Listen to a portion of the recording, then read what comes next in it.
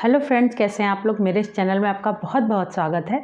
और आज हम चर्चा करेंगे मथुरा शैली के बारे में, मथुरा कला के बारे में।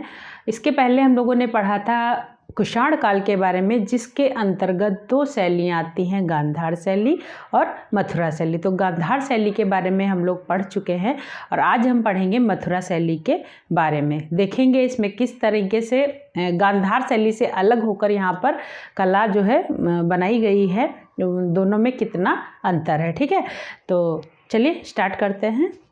मथुरा शैली, देखिए इसका समय भी वही है जो गांधार शैली का है आपका।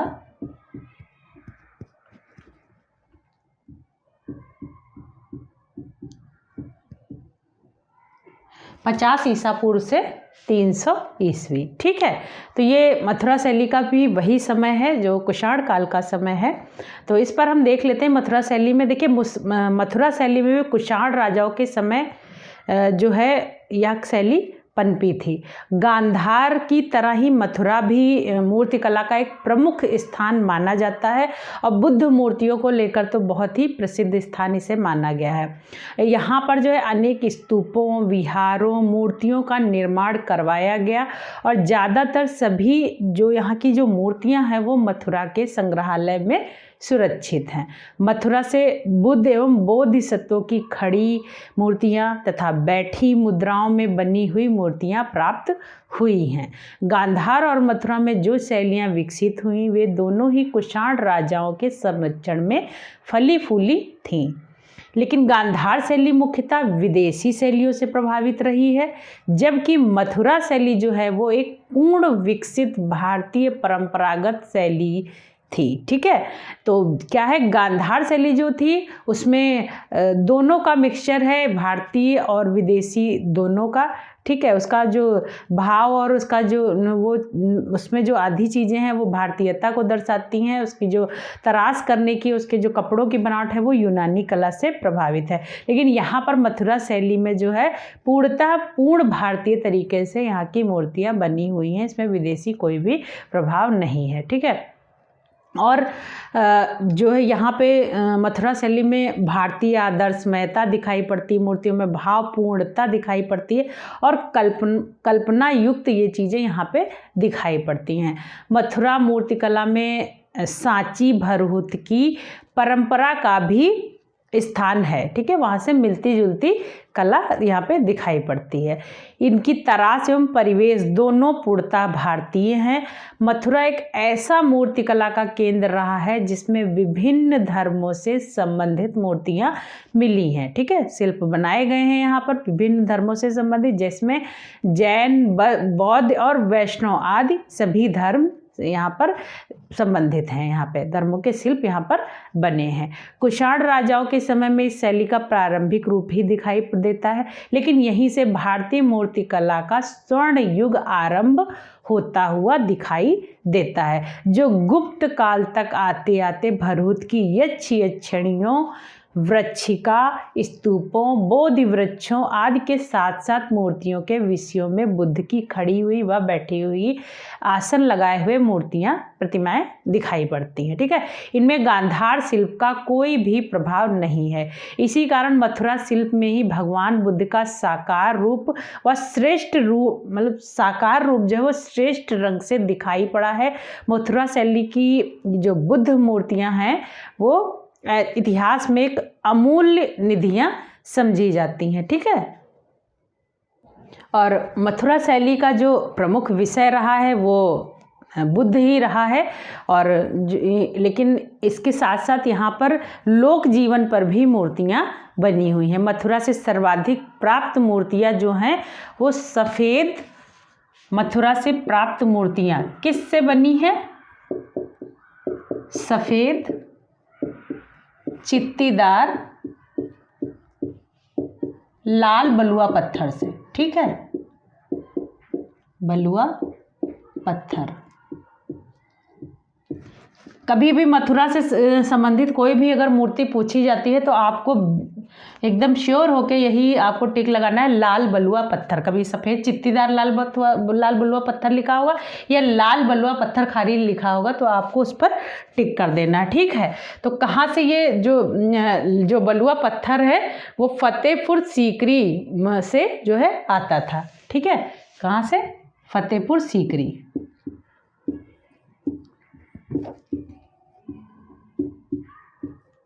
ठीक है, यहाँ से ये, और एक जगह थी भरतपुर, वहाँ से भी ये पत्थर मंगाए जाते थे। तो याद रखिएगा, फतेहपुर सीकरी ज़्यादा इसका नाम जो है फेमस है, तो फतेहपुर सीकरी से ये जो है पत्थर मंगाए जाते थे। और देखिए कुषाण कालीन मतलब फतेहपुर सीकरी में जो है खदानें थी। खदान मतलब बहुत बड़े बड़े खदान थी, वहाँ से ये निकाले जाते थे, जैसे कोयले की खान वगैरह होती हैं उसी तरीके से वहाँ से ये पत्थर लाए जाते थे। कुषाण कालीन इन मथुरा की बुद्ध अथवा बोधिसत्वों की मूर्तियों में अधिकांश मूर्तियाँ जो है वो खड़ी हुई हैं। यहाँ पर खड़ी मूर्तियाँ ज़्यादा मिली हैं।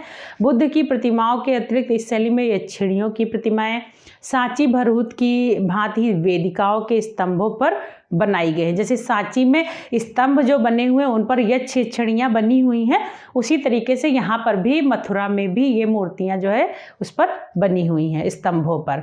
और इनमें सांची भरहुत की शैली का विकसित स्वच्छ व श्रेष्ठ रूप दिखाई देता है। इस शिल्प की आकृतियाँ अधिकतर त्रिभंगी मुद्रा में बनाई गई हैं। त्रिभंगी मुद्रा जो 3 जगह से जो जिनमें शरीर में जैसे कृष्ण जी की जो मूर्ति है उसको त्रिभंग मुद्रा कहते हैं, ठीक है। मुद्राओं के बारे में भी मैंने एक वीडियो बनाया हुआ है, आप देख सकते हैं मेरे चैनल पे। तो त्रिभंगी जो मुद्रा है वो इसमें ज़्यादातर यूज हुई है, और इनके जो अंग और जो पूरा सब जो पहनावा उनमें बहुत ज़्यादा सुंदरता दिखाई गई है। मथुरा शैली के समस्त अर्धचित्र जो वेदिकाओं के स्तंभों पर बनाए गए हैं श्रृंगार प्रधान है और आध्यात्मिकता से दूर नजर आते हैं, मतलब आध्यात्मिकता का भाव इनमें नहीं दिखता है। इनको भवनों के द्वारों की शोभा बढ़ाने के लिए निर्मित किया गया था। इन यक्षिणियों के अनेक प्रकार के हाव भाव को प्रदर्शित करते हुए दिखाया गया है, जैसे आप पिक्चर में देख सकते हैं। कहीं ये हाथ में कलश लिए हुए हैं, कहीं पर कोई पक्षी या पिंजरा लिए हुए, कहीं फूलों की पिटारी आदि लिए हुए दिखाया गया तथा अधिकांशतः सामने सम्मुख चेहरे के बनाई गई, मतलब फ्रंट का चेहरा इनमें बनाया गया है। वस्त्र मतलब वस्त्रों का प्रयोग एक तरीके से देखें तो नाक के बराबर है। वस्त्र तथा आभूषणों को बहुत बारीकी के साथ बनाया गया है, और इन यक्षिणियों के जो है भारी जूड़ा ना बनाकर चिपके हुए बालों को बहुत बारीकी से बनाया गया है, ठीक है।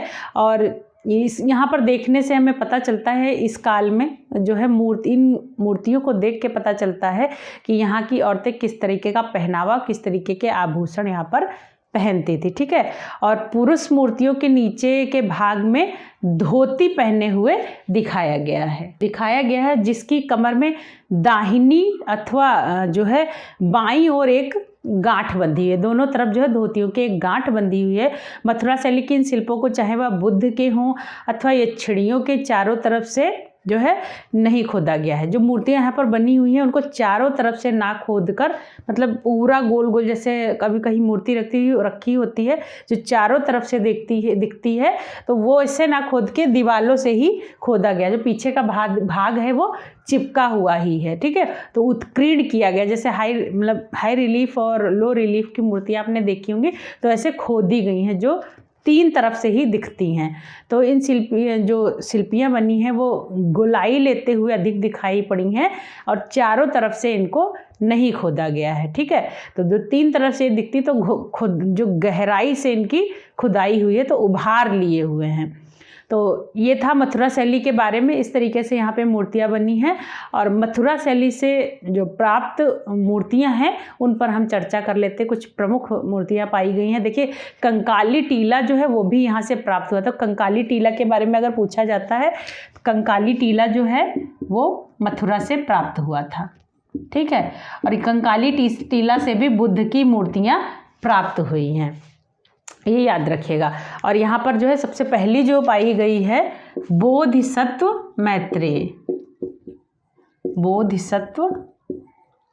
मैत्रेय,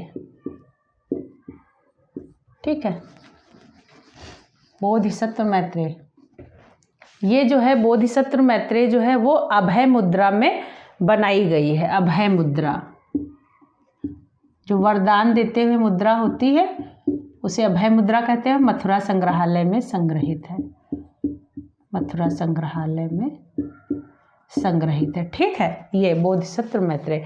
तो मूर्त जो इसमें जो है एक अभय मुद्रा का उदाहरण, जैसे इस तरीके से हाथ होता है वो अभय मुद्रा कहा जाता है, और इनका दायां हाथ जो है वो अभय मुद्रा के लिए उठा है, और जबकि बायां हाथ जो है वो मुड़ा हुआ है। पानी का कमंडल लिए हुए दिखाया गया। इनके दाहिने हाथ की हथेली जो अभय मुद्रा में उठी हुई है पर धर्म चक्र बना हुआ है। ठीक है, इनका जो कपड़ा है वो कंधे से कमर व घुटने से होते हुए बाएं हाथ पर पड़ा हुआ दिखाया गया है। कमर से घुटनों तक धोती पहनाई गई है तथा कमर में गांठ बांधी गई है। पैर चौड़े हैं व उनके बीच में सिंह की आकृति बनाई गई है। मस्तक के पीछे सादा आभा मंडल, प्रभा मंडल दिखाई पड़ रहा है गोल गोल। ठीक है, और यह मूर्ति जो है फतेहपुर सीकरी के सफ़ेद चित्तीदार लाल बलुआ पत्थर से बनी हुई है। ठीक है, तो उसमें यहाँ मथुरा से जो भी मूर्तियाँ मिली होंगी वो लाल बलुआ पत्थर से बनी हुई है, तो आप याद रखिएगा। उसके बाद दूसरी है बोधिसत्व की खड़ी हुई प्रतिमा। दूसरा है बोधिसत्व की खड़ी हुई प्रतिमा।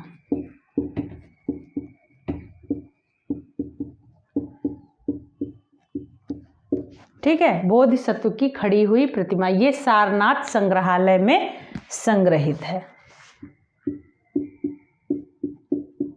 सारनाथ संग्रहालय में संग्रहित है।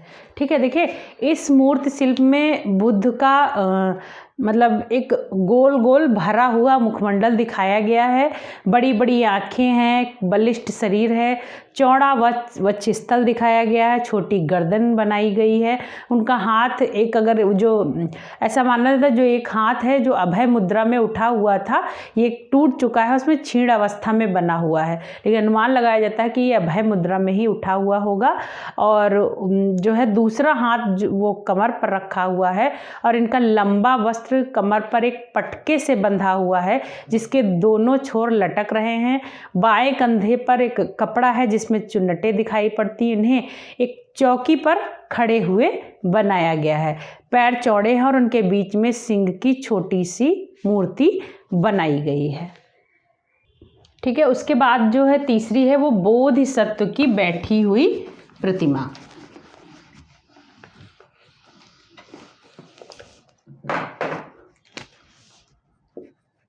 बोधिसत्व की, बोधिसत्व यानी बुद्ध। ठीक है, बोधिसत्व की बैठी हुई प्रतिमा।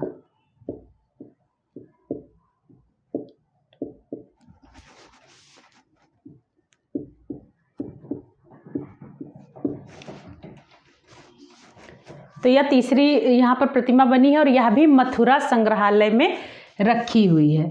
और बाकी लाल बलुआ पत्थर से सभी बनी है, तो आप याद रखिएगा जो मथुरा शैली से बनी हुई मूर्तियां हैं वो लाल बलुआ पत्थर से बनी हुई हैं।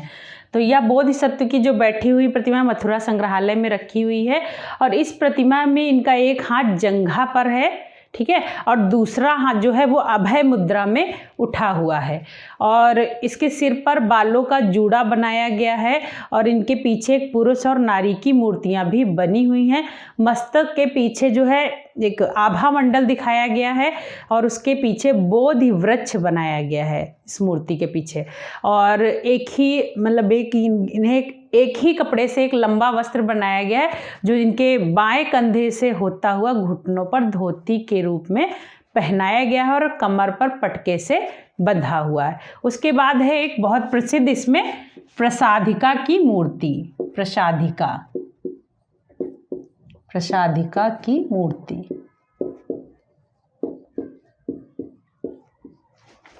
ठीक है, यह भी बनी हुई है और यह मथुरा संग्रहालय में ही संग्रहित है। ज़्यादातर मथुरा संग्रहालय में ही यहाँ की मूर्तियाँ संग्रहित हैं। देखिए मथुरा शैली में यक्ष यक्षिणियों की मूर्तियाँ जो कि वेदिकाओं के स्तंभों पर बनी हुई हैं और जो सभी श्रृंगार प्रधान बनाई गई हैं। तो यहाँ पे भी ये यक्षिणी की ही मूर्ति बनी हुई है और इनका जो है बौद्ध धर्म से कोई संबंध प्रतीत नहीं होता है कि बौद्ध धर्म से संबंधित इसमें ऐसा कुछ नहीं है, लेकिन ये जो है मतलब द्वार पर एक सौंदर्य के लिए इन्होंने इसको बनाया हुआ है। ठीक है, यहाँ पे बनी हुई है। वास्तव में ये मूर्तियाँ अलंकरण के लिए प्रयोग में ली जाती थी और सजावट के काम आती थी। इस प्रतिमा के मुखमंडल पर आनंद की झलक दिखाई दे रही है। इसके अंग प्रत्यंग बहुत सुंदर, सुगढ़ और सुडौल बने हुए हैं। इसके दाहिने हाथ में एक जल का पात्र है जिसे श्रृंगार कहा जाता है। ठीक है, और दूसरे हाथ में फूलों की पिटारी है जिसका ढक्कन थोड़ा सा खुला हुआ है और एक मोर को मतलब झुका हुआ है इनकी तरफ और गले में 2 लड़ी माला हैं, हाथों में कंगन व कुहनी तक जो है चूड़ियाँ पहने हुए हैं। ठीक है, तो आप उसमें देख सकते हैं पिक्चर में। दूसरी है सम्राट कनिष्क की मूर्ति। सम्राट कनिष्क की मूर्ति। ठीक है, तो ये सम्राट कनिष्क की मूर्ति और ये जो है वो एक ऐतिहासिक मूर्ति है जिसके उस समय के राजसी परिवार का परिचय मिलता है। हालांकि शैली की दृष्टि से यह मूर्ति कुछ अलग सी लगती है। इसमें इन्होंने ऊपर से नीचे तक एक ही मतलब कपड़ा, लवादा कहते हैं कपड़े को, तो उस तरीके से इन्होंने जो है धारण किया हुआ है और पैरों में भारी जूते पहने हुए हैं। लवादा जैसे पूरा ऊपर तक पहने हुए, ठीक है, कपड़ा डाले हुए हैं। उनके वस्त्रों को ज्यामितीय आकार दिया गया है। गोल व घुमावदार सलवटों के बदले सीधी रेखाओं से ये सलवटें बनाई गई हैं, एकदम सीधी सीधी। ठीक है, और इस प्रतिमा का सिर जो है वो प्राप्त नहीं हुआ है, सिर विहीन है ये, केवल नीचे का ही मतलब केवल सिर के बाद का ही शरीर यहाँ पर मिला है। इसमें आप मूर्ति में देख सकते हैं। ठीक है, ठीक है, तो ये यहाँ पे थी कुछ प्रसिद्ध मूर्तियाँ जो शिल्प मिली हैं, और भी असंख्य बहुत ज़्यादा मिले हैं। मैंने बताया था 50,000 के आसपास कम से कम यहाँ पे मूर्तियाँ मिली हुई हैं। ठीक है, ये कुछ प्रसिद्ध मूर्तियाँ हैं, तो इनको आप देख लीजिएगा और बाकी आप बुक में और गूगल पे भी सर्च करके आप देख सकते हैं। बहुत सारी मूर्तियाँ यहाँ पर मिली हुई हैं। तो ये प्रसिद्ध मूर्तियाँ थी। उसके अलावा जो है यहाँ पर कुछ अन्य जैसे मिली हुई हैं, ये तो थी बुद्ध से संबंधित। अन्य धर्मों से जैसे बताया गया कि जैन धर्म से भी यहाँ पर संबंधित थी और वैष्णव धर्म से भी संबंधित थी। तो उनमें जो है अन्य में मिली हैं जो यहाँ पे शिल्प मिले हैं, सूर्य से संबंधित, सूर्य की बनी हुई है, शंकर जी का मिला है और चंद्रमा, विष्णु तथा कुबेर आदि की प्रतिमाएं मिली हैं,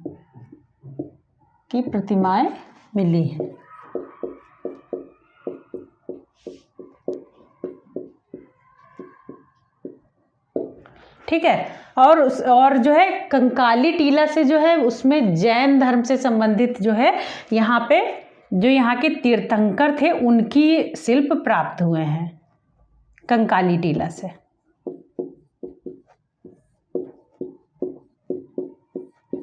जैसे यहाँ पर ऋषभदेव की,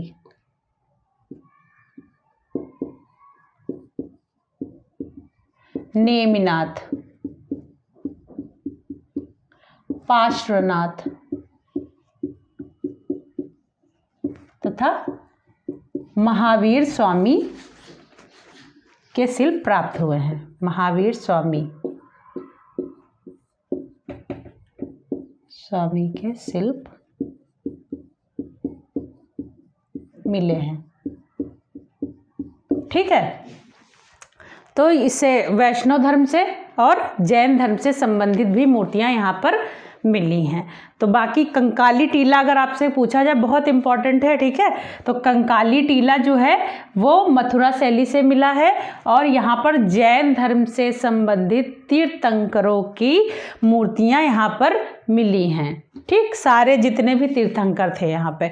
और अगर और कभी ये भी क्वेश्चन आ जाता है कि मतलब प्रथम बुद्ध मूर्ति अगर पूछी जाए तो वो मथुरा शैली से ही प्राप्त हुई है। प्रथम बुद्ध की मूर्ति कहाँ से मिली है? तो मथुरा शैली से प्राप्त हुई है। ठीक है, तो ये हो गए आपका मथुरा शैली। बाकी अगर आपको जो भी चीज़ें अगर आपको नहीं समझ में आई तो आप कमेंट बॉक्स में लिखिएगा, मैं आपको बताऊंगी। ठीक है, तो बाकी वीडियो अच्छा लगता है तो लाइक कीजिए। मिलते हैं अगले वीडियो में, अभी तक के लिए इतना ही।